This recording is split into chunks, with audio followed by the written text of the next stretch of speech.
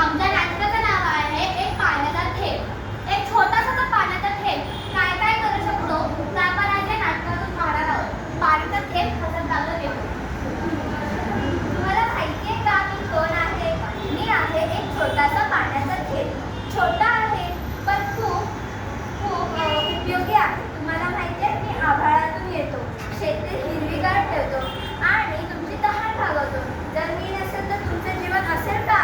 झाड शांतपणे येते.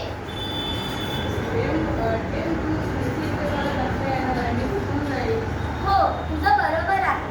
मी तुला हिरवगार ठेवते. हो बरोबर. जमीन तुझ्यामुळेच माझ्या मुली मोठीसारखी पिकं उठतात. जर तू नसशील तर माझ्यातील पिकं नष्ट होतील. हो बरोबर. मी तुझ्यातलं पिकं निर्माण करते. जर मी नसेल तर तुझी पिकं उगू शकतात का? हो, नदी येते. मी नदी आहे. तुझ्यासारखे छोट्या छोट्या नियमातून मिळून मी तयार होतो. हो बरोबर आहे.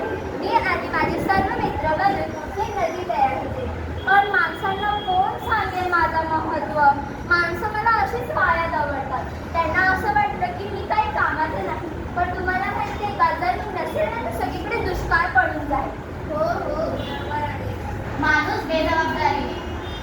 अरे हा छोटासा पाण्याचा थेंब वाया जातोय, त्यात फरक काय पडणार? पाणी वाया जातं तर जाऊ दे.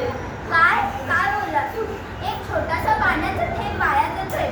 तुला कळतं का? जर मी नसेल ना तर इथे सगळीकडे दुष्काळ पडून जातील, झाडं नष्ट होऊन जातील आणि तुझं जीवन पण नष्ट होऊन जाईल. पृथ्वी क्रोधात येते.